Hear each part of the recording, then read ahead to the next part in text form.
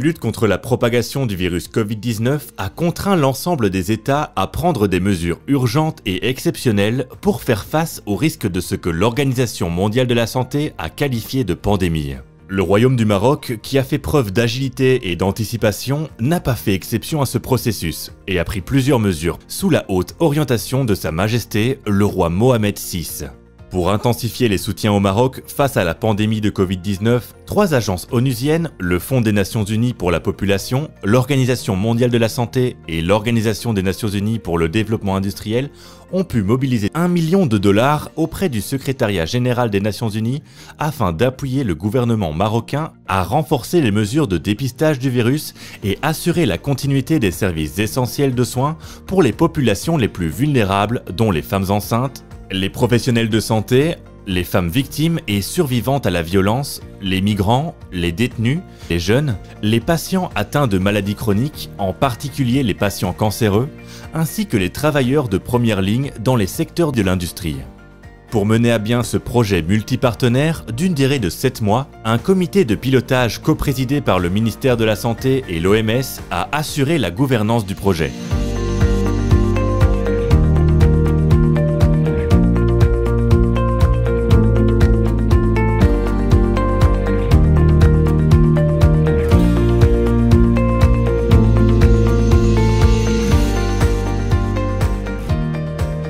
La pandémie du Covid-19, ses conséquences et les mesures restrictives qui ont été mises en place par le Maroc pour contenir la propagation de la maladie a eu un impact indéniable sur l'accès aux services essentiels de santé. La santé sexuelle et reproductive a toujours été une priorité du ministère de la Santé, notamment dans son plan Santé 2025 ou encore dans la politique publique pour réaliser les objectifs de développement durable. En étroite collaboration avec le ministère de la Santé, les partenaires institutionnels et de la société civile, ces mesures ont été de plus en plus renforcées et appuyées grâce au projet Covid-19 MPTF. Ce projet vise entre autres à assurer la continuité de services en matière de santé sexuelle et reproductive, de planification familiale ainsi que de santé maternelle et néonatale. Le monde vit un contexte particulier de la pandémie Covid-19 et ce contexte malheureusement a impacté beaucoup de choses, parmi elles la formation des soignants. Or on sait que parmi les moyens majeurs pour rehausser le niveau des soins, aussi bien en ce qui concerne la santé de la mère que du nouveau-né, la formation continue est au cœur de l'action. À ce titre, des sessions de formation à distance ont été conduites au profit de plus de 400 professionnels de santé, dont des sages-femmes, des infirmières et infirmiers et médecins généralistes. Au niveau de la région de Tanger, en milieu urbain et rural, une trentaine d'établissements de soins de santé primaires ont été dotés en moyens informatiques nécessaires à même d'assurer la digitalisation sanitaire permettant la continuité du service en matière de santé sexuelle et reproductive.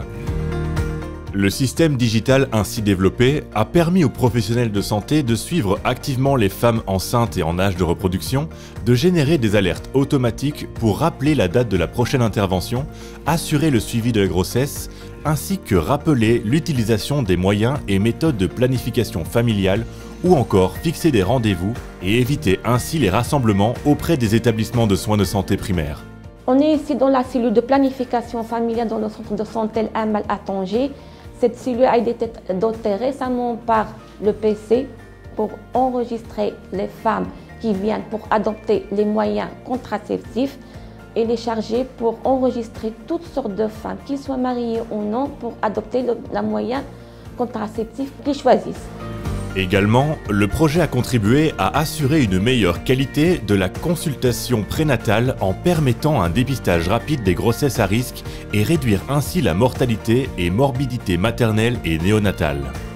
Plus de 3000 femmes enceintes auront la possibilité de bénéficier d'une consultation prénatale de qualité au sein de 35 centres de santé au niveau de la région de Tanger, et cela grâce à l'acquisition d'équipements médicaux spécifiques qui vont permettre aux professionnels de la santé d'offrir aux femmes une consultation complète à travers la mesure de la glycémie, de l'hémoglobine, la détection d'une infection urinaire en tant que principale pathologie qui risque de mettre en danger la vie des femmes enceintes. Dans un autre registre, le renforcement de services en matière de santé maternelle et reproductive a été aussi assuré par la digitalisation du Centre national de santé reproductrice Les Orangers de Rabat, qui est une maternité universitaire assurant un rôle pédagogique et de formation continue. Il y a eu un soutien pour transformer cette salle, là où on est, en une salle qui nous permet de nous connecter en international, pour tous les congrès qui se font en international, en national, c'est-à-dire au niveau de toutes les régions du Maroc à travers cette salle, et aussi au niveau de l'hôpital pour réaliser tous les staffs matinaux et les formations ici sans que la personne soit présente à l'hôpital.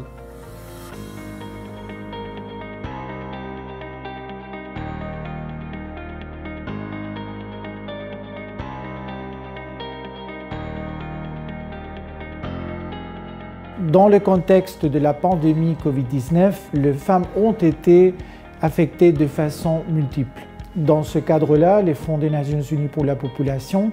en partenariat avec des agences sœurs du système des Nations Unies, a appuyé le gouvernement marocain pour la continuité des services de prise en charge de femmes et de filles victimes de violences, y compris des actions visant à assurer leur autonomisation économique.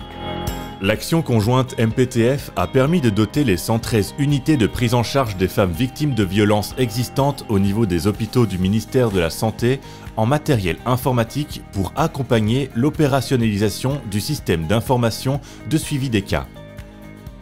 En plus, il a été élaboré un outil informatique destiné au suivi et évaluation des unités intégrées de prise en charge. Également, des équipements bureautiques et médicaux ont été acquis pour l'humanisation des prestations offertes au niveau de 18 unités auprès des centres hospitaliers régionaux de Marrakech et de Fès. Les équipements achetés permettent d'assurer l'intimité de la femme, un bon accueil et vont incontestablement contribuer à assurer la prise en charge dans les normes et standards de qualité et de respect des droits humains, répondant au paquet de services essentiels recommandés par les instances sanitaires internationales. Par ailleurs, le projet MPTF a appuyé la stratégie du ministère visant à doter les unités de prise en charge des femmes victimes de violences de la pilule d'urgence en tant que moyen contraceptif permettant de prévenir le risque de grossesse non désirée. Dans le cadre de la collaboration entre le ministère de la Santé et le Fonds des Nations Unies pour la population, le Programme national de la santé pour la prise en charge des femmes et enfants victimes de violences a pu mettre en œuvre plusieurs actions structurantes pour garantir une qualité de prise en charge sanitaire des femmes victimes de violences. À l'occasion de la célébration des 16 jours d'activisme contre les violences basées sur le genre, un cycle de webinaires certifiants a eu lieu dans le but de contribuer au renforcement des capacités du personnel de la santé pour une meilleure prise en charge sanitaire des femmes et filles victimes de violences. Dans un autre registre, pour aider les femmes victimes et survivantes aux violences et assurer l'accès aux services de la prise en charge fournis par les associations locales, le projet a appuyé le réseau Anaruz au niveau d'Er Rachidia, Oujda et Meknès. كنقوموا بمجموعه ديال الانشطه بالحق يعني هاد الظروف ديال كوفيد وللاسف غيرت مجموعه الانشطه واللي تركزت بالدرجه الاولى على نساء ضحايا العنف. Les femmes et filles victimes de violences ont été prises en charge à travers la mise en place d'une veille téléphonique et des groupes pour l'accompagnement à distance durant toute la période de confinement. Dans ce sens, le projet MPTF a contribué à assurer la continuité des prestations d'écoute, d'hébergement et d'orientation juridique avec des professionnels, notamment des avocats, des psychologues et des assistantes sociales, au profit de plus de 400 femmes victimes et survivantes à la violence. أنا من النساء المعنفات وكنت جيت للجمعية ديال التطلعات وتبعوا الملف ديالي لأن في كورونا وليت كنتعنف بزاف. جابوني لهذه التعاونيه هذه على اساس انني غادي نولي عندي واحد المدخول ديالي مادي واحد الاستقرار. Et pour assurer leur autonomie financière, 50 femmes ont été intégrées au sein des coopératives actives dans le secteur alimentaire et artisanal, en favorisant ainsi leur accès à des sources de revenus pour faire face à la crise due au Covid-19.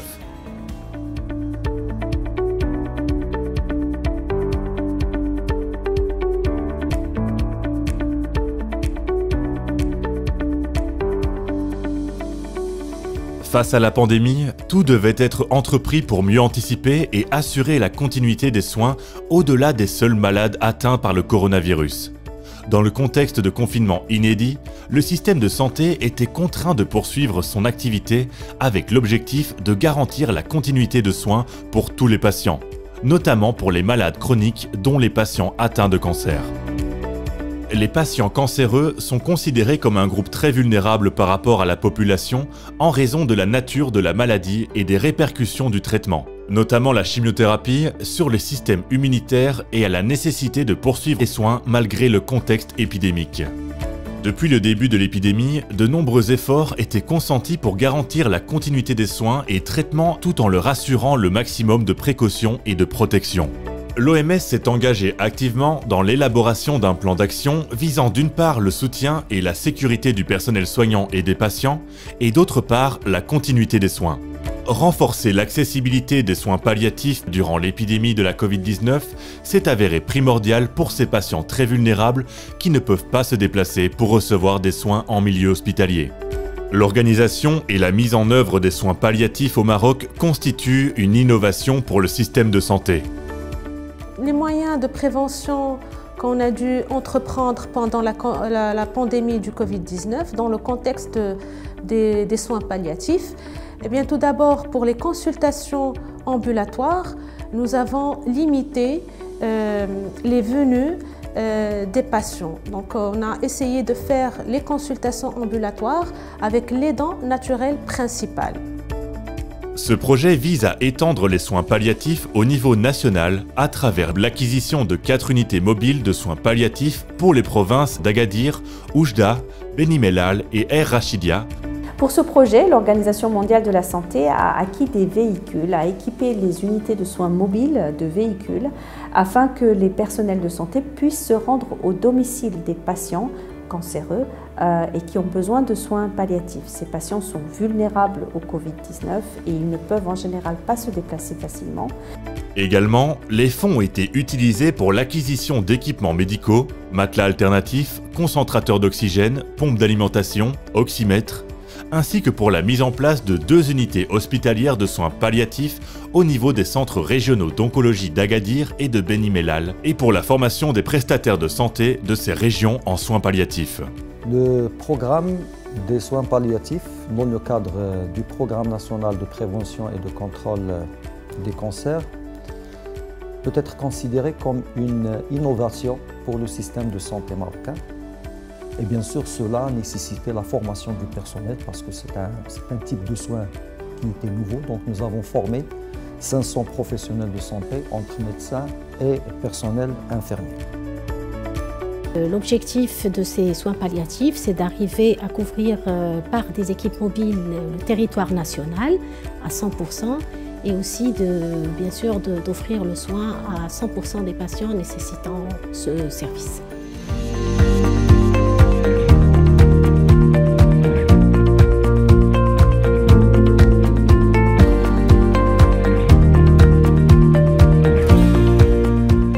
Le Maroc mise sur le maintien d'un dépistage de masse couplé à une vigilance accrue afin d'éviter tout rebond épidémique tout en intensifiant les opérations de sensibilisation aux mesures de santé, de sécurité et de distanciation physique, en plus de port du masque pendant la période post-confinement.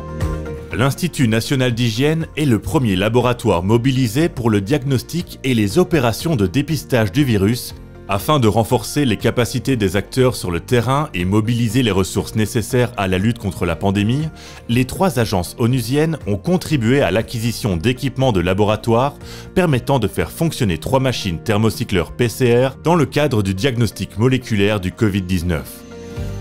Le projet a aussi permis à une dizaine de centres de santé primaires d'être dotés d'équipements médico-techniques permettant aux professionnels de la santé d'avoir un avis global sur la santé du patient. L'ensemble de ces mesures est essentiel pour assurer la continuité des services de soins de santé primaires et hospitaliers. Les autres actions de ce projet multipartenaire portent sur l'acquisition d'équipements de protection individuelle pour assurer la protection des professionnels de santé et de la population et sur la gestion du risque de contamination au Covid-19 dans les lieux de travail. Suivant l'évolution de la situation épidémiologique, les régions ayant une forte prévalence de cas de Covid-19 ont été priorisées par cette opération d'acquisition d'équipements de protection individuelle de la part de l'UNFPA et de l'OMS. Plus de 800 centres de santé et plus de 3000 professionnels de santé ont bénéficié de ce matériel. À Rabat, le centre de traitement ambulatoire géré par l'Organisation panafricaine de lutte contre le sida a été aménagé et équipé de façon à assurer la continuité des services de santé sexuelle et reproductive à travers l'humanisation de l'accueil et être ainsi en mesure d'accueillir les visiteurs en adoptant des mesures barrières d'hygiène et de prévention contre le virus et assurant ainsi la distanciation et la protection aussi bien des prestataires volontaires que celle des bénéficiaires de services essentiels. حنا كونتاكت مع الناس وحنا معرضين بزاف للفيروس وبالفضل ديال الكمامات وديال الفيزيال وديال هاد الوسائل ديال التعقيم اللي عندنا الحمد لله كيحميونا باش نستمروا ونزيدوا نستمروا. Par ailleurs, une campagne de masse et de sensibilisation sur les risques du Covid-19 a été réalisée s'articulant autour de dépliants disponibles en plusieurs langues afin de toucher un nombre plus élevé de la population marocaine, y compris la population migrante anglophone. Nous avons pu avoir et acquérir des moyens de prévention et de stérilisation qui nous ont permis de continuer notre travail dans la sécurité. D'autres actions visant la sensibilisation des jeunes ont été assurées au profit des responsables administratifs des directions régionales du ministère de la Culture, de la Jeunesse et Sport et des responsables de la gestion des établissements relevant du ministère. Le secteur industriel, en particulier des secteurs comme celui de la gestion des déchets, l'agroalimentaire et le commerce et e-commerce, joue un rôle clé dans la résurgence des économies post-Covid et nécessite des actions spécifiques pour adapter au mieux les conditions des travailleurs aux circonstances actuelles et intégrer la dimension de résilience dans les secteurs cibles. Nous accompagnons et nous renforçons les actions et activités initiées par le gouvernement du Maroc et le secteur privé en matière de sensibilisation, de formation et d'information en mettant l'accent sur 3 secteurs clés, à savoir l'agro-industrie, la gestion des déchets et le commerce, en particulier le commerce électronique, à travers la production d'une série de capsules en français et en darija, ainsi que des guides pratiques qui vont leur permettre et les accompagner dans le cadre de leur reprise. Pour sa part, l'ONUDI a initié une campagne de communication et de sensibilisation à destination des entreprises du secteur industriel et de leurs travailleurs en vue de protéger la santé des salariés et assurer la continuité des activités et de l'emploi. Dans un autre registre, face à la pandémie de la Covid-19, des actions ont été lancées en partenariat avec la Délégation générale à l'administration pénitentiaire et à la réinsertion pour agir en faveur des détenus. Une plateforme de consultation à distance dans 24 établissements pénitentiaires ne disposant pas d'un médecin à temps plein a été créé, et le système de communication interne et externe pour le partage électronique des données des programmes de santé et des dossiers médicaux des détenus a été renforcé. Nous avons un problème de couverture médicale dans 24 établissements pénitentiaires, donc pour répondre aux besoins en matière de santé pour cette population qui compte à peu près 20 000 détenus. Donc on a mis en place cette plateforme de télémédecine. En même temps, ce sera un moyen pour protéger les détenus, de les faire sortir à l'hôpital. Donc c'est un moyen de protection contre le Covid-19. Des équipements de protection individuels ont été mis à disposition de ces établissements pénitentiaires afin que la consultation soit menée dans des conditions d'hygiène et dans le respect des règles de protection imposées par la Covid-19.